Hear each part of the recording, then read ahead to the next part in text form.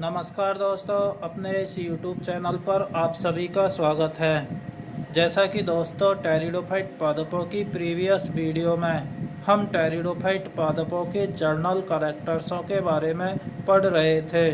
आज हम उन जर्नल कैरेक्टर्सों को आगे बढ़ाते हुए इन टेरिडोफाइट पादपों के सेक्सुअल रिप्रोडक्शन से रिलेटेड कैरेक्टर्स को पढ़ने जा रहे हैं। तो दोस्तों प्रीवियस वीडियो में हम ये पढ़ चुके हैं कि टेरिडोफाइट पादप वे पादप होते हैं जो सत्य रूप से जड़ तना पत्तियों में विभेदित होते हैं और ये पादप दो प्रकार के पाए जाते हैं। एक है homosporous species and another is heterosporous species. Homosporous समबीजाणुक जातियाँ नाम से स्पष्ट है कि ऐसी प्लांट स्पीशीज़ों के द्वारा समान साइज के स्पोरों का निर्माण किया जाता है, अर्थात स्पोर सभी समान साइज के होते हैं। ऐसी स्पीशीज़ को हम होमोस्पोरस स्पीशीज़ कहते हैं, जबकि सेकंड है हेटेरोस्पोरस स्पीशीज़। वे पादप जाति जिनके द्वारा डिफरेंट साइज के स्पोर, अर्थात एक स्पोर साइज में छोटा होता है जबकि दूसरा स्पोर साइज में बड़ा होता है, तो इस प्रकार डिफरेंट साइज के स्पोरों का निर्माण किया जाता है, उन्हें हम हेटेरोस्पोरस स्पीशीज कहते हैं। अब हम आगे स्टार्ट करते हैं कि सेक्स ऑर्गन इन टेरिडोफाइट पादपों में के लैंगिक अंग। तो फर्स्ट कैरेक्टर है the homosporous species are monoecious. समबीजाणुक जातियाँ मोनोसियस होती हैं और मोनोसियस का अर्थ है कि antheridia and archegonia are found on the same thallus. Male reproductive organ antheridia and female reproductive organ archegonia दोनों ही सेम थैलस, एक ही थैलस पर पाई जाती हैं। ऐसे प्लांटों को हम मोनोसियस प्लांट कहते हैं। जैसा कि मैं आपको इसे डायग्राम में दिखा पा रहा हूँ कि ये एक प्लांट प्रोथैलस है और इस प्लांट प्रोथैलस में mail reproductive organ antheridia and female reproductive organ archegonia एक ही थैलस पर पाई जाती हैं। तो ऐसी प्लांट स्पीशीज़ों को मोनोसियस कहते हैं। Move to the next character कि heterosporous species are always dioecious, अर्थात विषम बीजाणुक जातियाँ। नाम से स्पष्ट हो रहा है कि इस प्रकार के प्लांटों के द्वारा डिफरेंट थैलस पर सेक्स ऑर्गेनों का निर्माण किया जाता है, उन्हें हम डायोसियस प्लांट स्पीशीज कहते हैं। इसको हम कुछ इस प्रकार से समझ सकते हैं कि ये एक फीमेल प्रोथैलस है और इस फीमेल प्रोथैलस पर फीमेल रिप्रोडक्टिव ऑर्गन आर्किगोनिया का निर्माण किया जाता है, जबकि मेल प्रोथैलस जो होता है फीमेल प्रोथैलस से डिफरेंट होता है और इससे मेल प्रोथैलस के द्वारा मेल रिप्रोडक्टिव ऑर्गन एंथ्रीडिया का निर्माण किया जाता है। तो इस प्रकार की प्लांट स्पीशीज को हम डायोसियस प्लांट स्पीशीज कहते हैं। नेक्स्ट कैरेक्टर है the sex organ are embedded in the prothallus. लैंगिक अंग जो होते हैं, लैंगिक अंग male reproductive organ antheridia and female reproductive organ archegonia, ये प्रोथैलस माना ये एक प्रोथैलस है और इस प्रोथैलस में अंदर की तरफ धंसे हुए पाए जाते हैं। The germination of microspore to give rise male prothallus which produce the male sex organ antheridia. Germination of microspore के जर्मिनेशन से, ये माइक्रोस्पोर है और माइक्रोस्पोर जर्मिनेशन में जाता है और जर्मिनेशन से मेल प्रोथैलस का निर्माण होता है। ये मेल प्रोथैलस ग्रोथ में जाता है और ग्रोथ में जाते हुए मैचुरेशन के time mail sex organ antheridia का निर्माण करता है। तो माइक्रोस्पोर का जर्मिनेशन होता है, जर्मिनेशन से मेल प्रोथैलस बनता है और मेल प्रोथैलस के द्वारा मेल रिप्रोडक्टिव ऑर्गन एंथ्रीडिया का निर्माण होता है। The mature antheridium is globular shaped, और मैच्योर जो एंथ्रीडियम होती है ये ग्लोब्यूलर शेप की पाई जाती है। जैसा कि मैं आपको इस मैच्योर एंथ्रीडियम के डायग्राम में दिखा पा रहा हूँ कि ये जो एंथ्रीडियम है ये गोलाकार शेप में होती है, ग्लोब्यूलर शेप की पाई जाती है। The outer side of antheridium is surrounded by a sterilize single cell layers called jacket. इस एंथ्रीडियम की बाहरी सतह एक कोशिकीय परत से घिरी हुई होती है, और इस एक कोशिकीय बाहरी परत को हम जैकेट कहते हैं। और इस जैकेट की कोशिकाओं की जो नेचर होती है वो स्टरलाई प्रकार की सेल से पाई जाती है। स्टरलाइज सेल्स वे कोशिकाएं होती हैं जो रिप्रोडक्शन में भाग नहीं लेती, उन्हें बंद कोशिकाएं कहते हैं। तो इस बंद कोशिकाओं के द्वारा एंथ्रीडियम को चारों तरफ से ढका जाता है, जिसे हम जैकेट कहते हैं। नेक्स्ट है कि the inner side of antheridium develop large number of cells called androcyte. Each androcyte are going metamorphosis into a single motile male gametes, जिसे हम एंथ्रोजॉइड कहते हैं। इस एंथ्रीडियम की आंतरिक साइड जो होती है, इस आंतरिक साइड में अनेक कोशिकाएं पाई जाती हैं, बहुत अत्यधिक संख्या में कोशिकाएं पाई जाती हैं। और इन अत्यधिक संख्या में पाई जाने वाली कोशिकाओं को हम एंड्रोसाइट सेल्स कहते हैं, पुमानुजन मात्र कोशिकाएं कहते हैं। और इसमें से प्रत्येक एंड्रोसाइट सेल मेटामॉर्फोसिस में जाती है, और मेटामॉर्फोसिस में जाकर के सिंगल मेल मोटाइल गैमेट्स का निर्माण करती है। एक और गतिशील गैमेट्स का निर्माण किया जाता है, और इस गतिशील गैमेट्स को हम एंथ्रोजॉइड्स कहते हैं। Anthrozoids are unicellular, spirally coiled और spindle shaped with two apical flagella। जो मेल गैमेट्स होता है एंथ्रोजॉइड या स्पर्म जिसे कहते हैं, ये एंथ्रोजॉइड स्पर्म एक कोशिका से मिलकर के बना होता है। यूनिसेलुलर का अर्थ है एक कोशिका से बना होता है। स्पाइरली कॉल्डेड, स्पाइरली अर्थात सर्पिल रूप से कुंडलित हो सकता है, या फिर स्पेंडल शेप तरकु तंतुओं के रूप में पाया जाता है। जैसा कि आपको डायग्राम में दिखाई दे रहा है, ये स्पाइरली कॉल्डेड मेल गैमेट्स एंथ्रोजॉइड्स है, और इसके शीर्ष पर मूवमेंट के लिए फ्लैजिला पाए जाते हैं। तो इस प्रकार हम कहते हैं कि माइक्रोस्पोर जर्मिनेशन में जाता है, और माइक्रोस्पोर जर्मिनेशन में जाकर के मेल प्रोथैलस का निर्माण करता है। ये मेल प्रोथैलस एंथ्रीडिया का मेल सेक्स ऑर्गन एंथ्रीडिया का निर्माण करता है, और एंथ्रीडिया में अंदर की तरफ एंड्रोसाइट कोशिकाएं पाई जाती हैं, और ये एंड्रोसाइट कोशिकाएं मेटामॉर्फोसिस में जाकर एक कोशिकीय एंथ्रोजॉइड्स का निर्माण करती हैं। और ये एंथ्रोजॉइड्स जब परिपक्व हो जाते हैं तो एंथ्रीडिया की वॉल टूट जाती है, और इन एंथ्रोजॉइड्स को वाटर में रिलीज कर दिया जाता है। अब नेक्स्ट है, हम करेक्टर पढ़ रहे हैं फीमेल रिप्रोडक्टिव ऑर्गन का निर्माण किस प्रकार होता है। तो नेक्स्ट करेक्टर है the germination of megaspore to give rise female prothallus which produce the female sex organ archegonia. अर्थात मेगा स्पोर के जर्मिनेशन से ये स्पोर जो होता है माइक्रोस्पोर की तुलना में साइज में बड़ा होता है, और ये मेगा स्पोर जर्मिनेशन में जाता है, और जर्मिनेशन में जाकर के फीमेल प्रोथैलस का निर्माण करता है।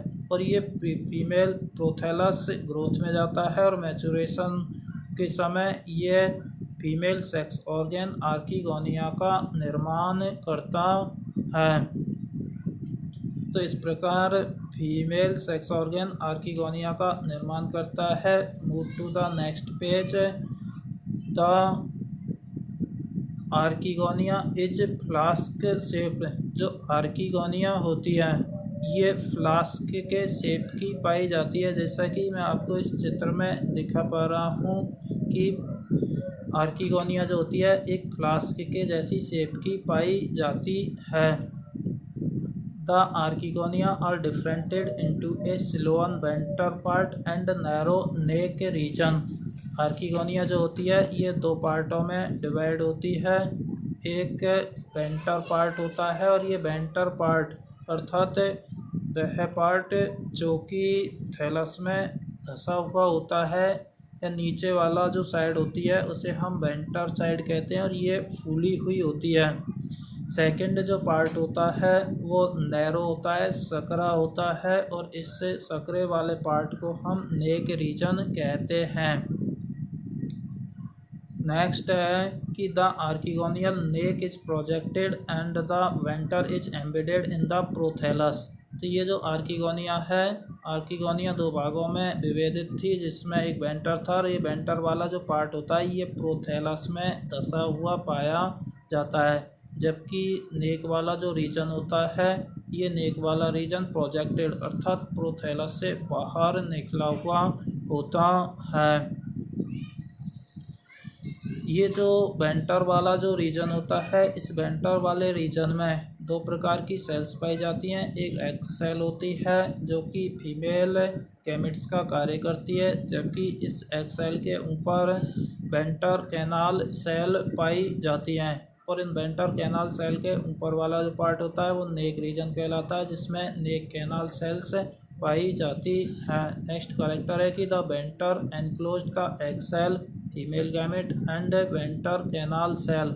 जो वेंटर वाला जो पार्ट होता है ये एग सेल और वेंटर कैनाल सेल इनको एनक्लोज्ड यानी बंद किए हुए रहता है। तो ये जो करेक्टर्स हैं इस प्रकार मेल और फीमेल रिप्रोडक्टिव ऑर्गन से रिलेटेड करेक्टर्स हैं। नेक्स्ट करेक्टर्स हम बात कर रहे हैं फर्टिलाइजेशन की टेरिडोफाइट पादपों के में निषेचन से related characters. During the archegonial maturation, archegonia के मैचुरेशन के दौरान the neck and venter canal cell degenerate to produce mucilaginous substance which come out through the canal. अर्थात फर्टिलाइजेशन के दौरान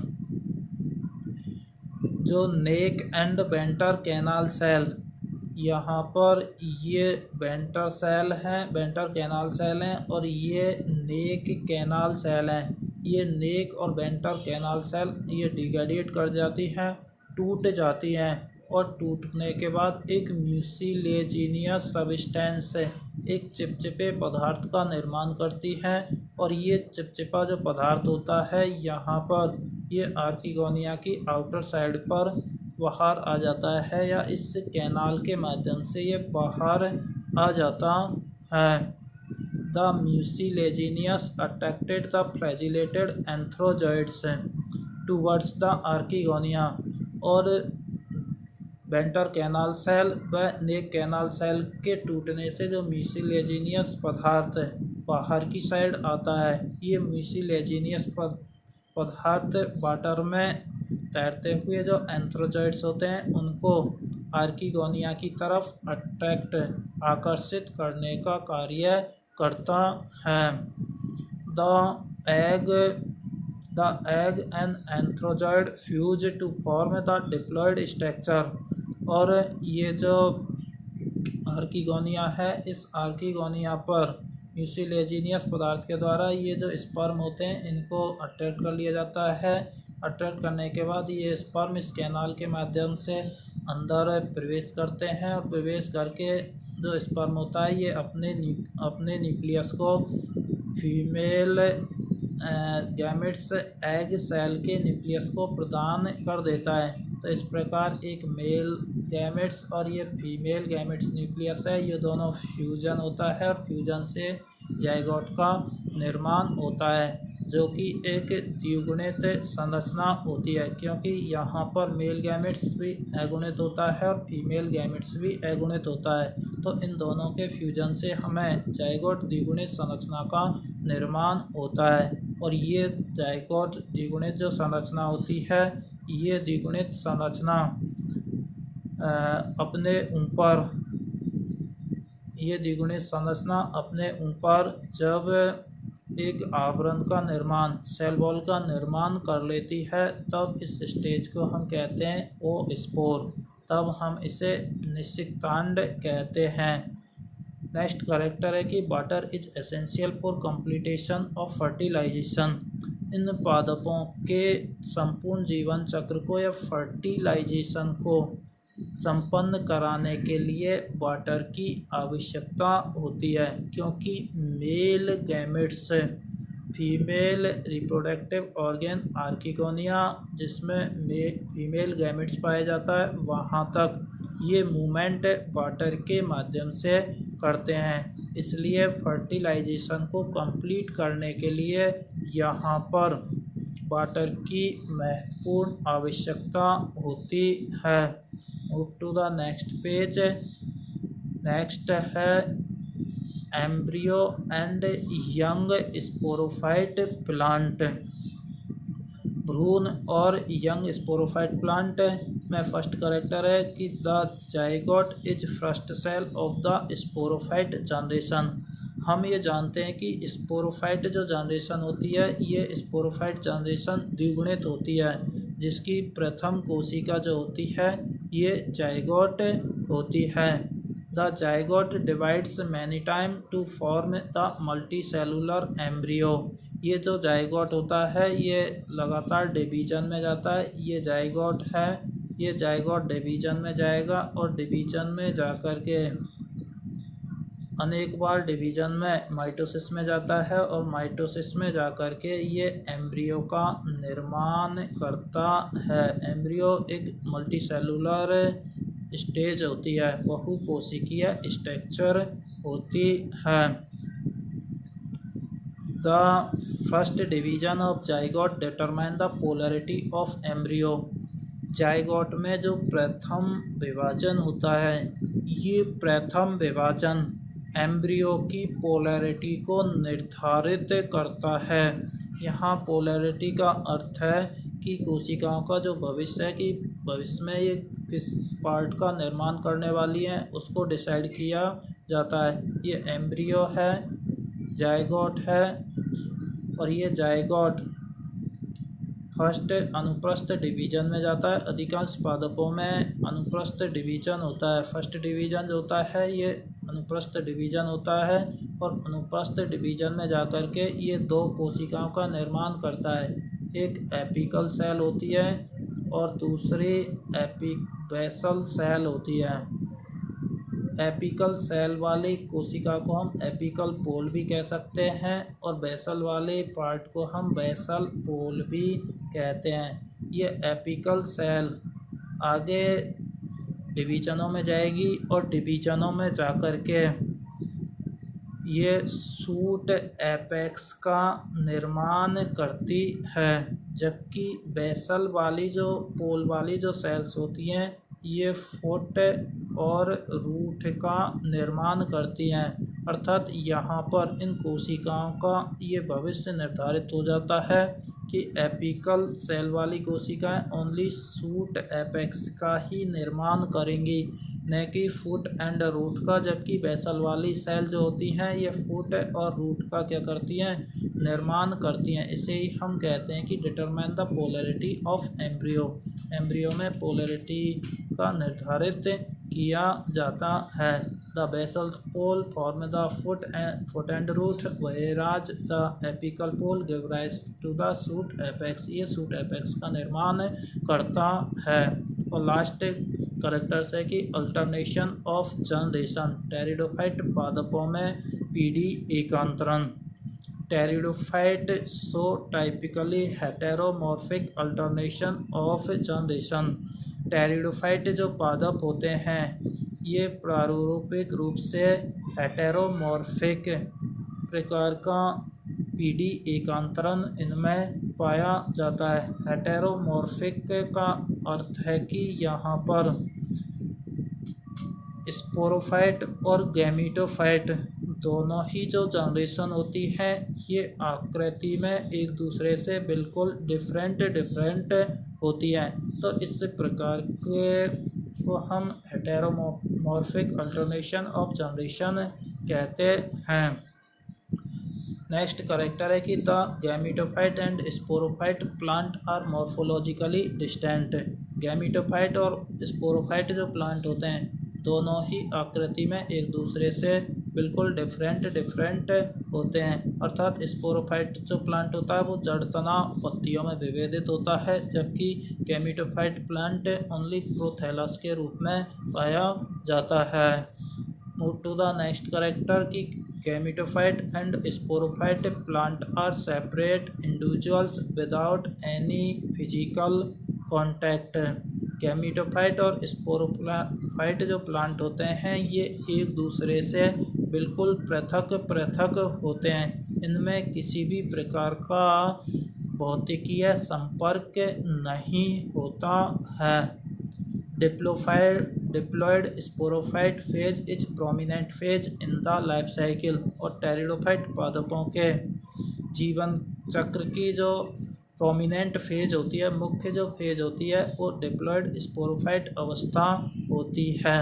gametophyte phase is represented by A small but independent prothallus.